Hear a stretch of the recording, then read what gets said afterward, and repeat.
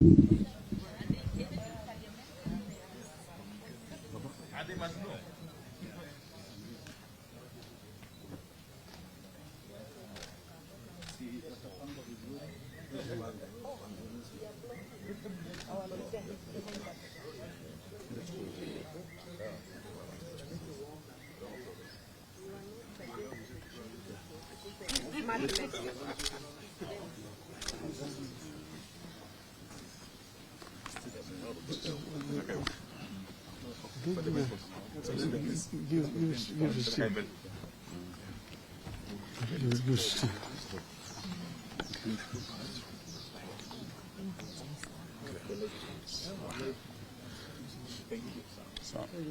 lady, yeah.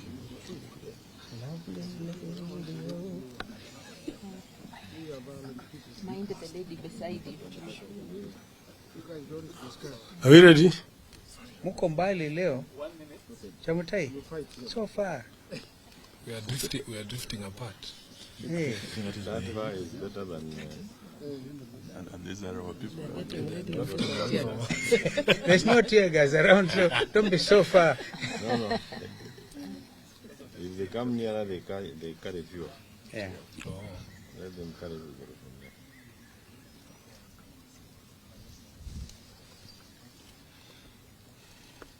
there. Okay.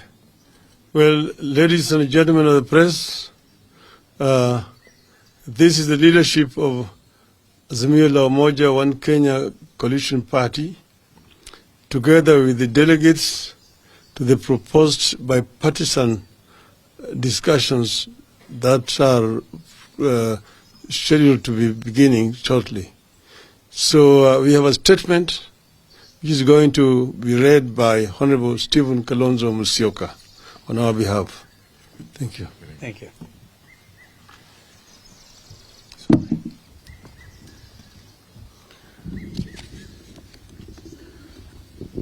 Ladies and gentlemen, this morning, or is it up to late this afternoon, the leadership of the Azimio la Umoja One Kenya Coalition Party, including those from the Houses of Parliament, met with our delegates to the envisaged national dialogue to review developments on the envisaged talks. Any reasonable observer of the happenings in the last few weeks will agree with us that Kenya Kwanza has no intention whatsoever of holding any dialogue at all, let alone one that is honest, transparent, and bipartisan. They have exhibited absolute bad faith from the beginning, and we will highlight the same as follows. Number one, when Honorable Ruto invited us for talks, he did not in his speech capture the entire framework for talks as had been agreed upon with the emissaries he sent to us. This includes leaving out key issues on the cost of living and electoral justice, which are of utmost importance to us and the people of Kenya. Number two, the delay in naming his team is another sign of a lack of seriousness that has been made worse by the inclusion of members of the Azimio coalition in his team, when the whole country knows that respect for multi-party democracy is one of the key issues we have put on the table. Number three, to date, Kenya Kwanza has failed to name the leadership of his team as a way of stonewalling. Number four, last evening, we learned of a motion drafted by Kenya Kwanza leadership, allegedly aimed at setting up a joint select committee in Parliament. The motion is in absolute bad faith for the following reasons. A, we have insisted on an extra-parliamentary process in view of the strictures of debate in Parliament. We will therefore not participate in any such parliamentary process. B, the motion is disguised as a product of bipartisanship, when in fact the leadership of Azimio in Parliament were neither aware nor consulted in its drafting. C, the motion proposed to name members of the minority party to the so-called Select Committee without any reference to the minority leadership in violation of the standing orders of both houses. And D, the motion purports to set the terms of reference and scope of the discussions without any reference to us.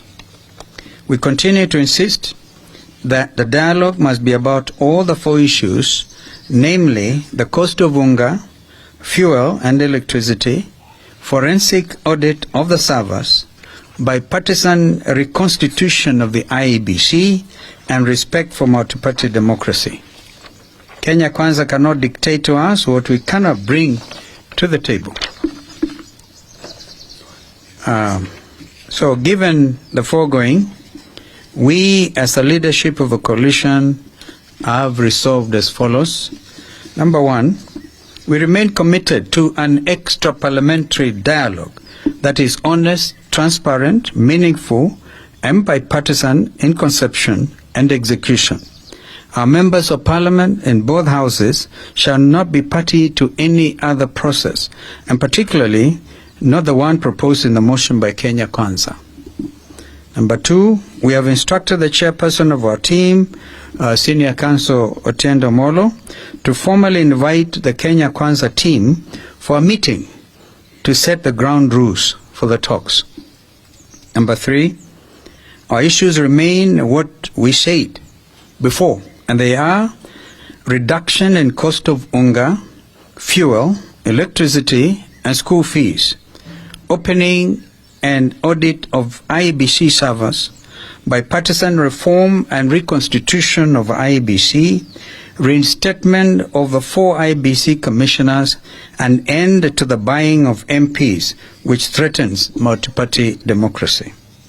Number 4, we reiterate the call that the regime must immediately take up the hospital bills of all Kenyans who sustained injuries as a result of police brutality during the recent protests and demonstrations, and pay reparations for those who lost their property and their lives.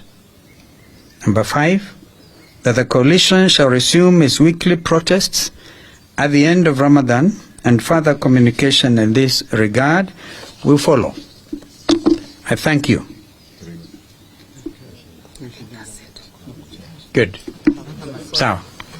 Maswali tafadhali, kama kuna swali. Pengine baada ya iftar. Asante.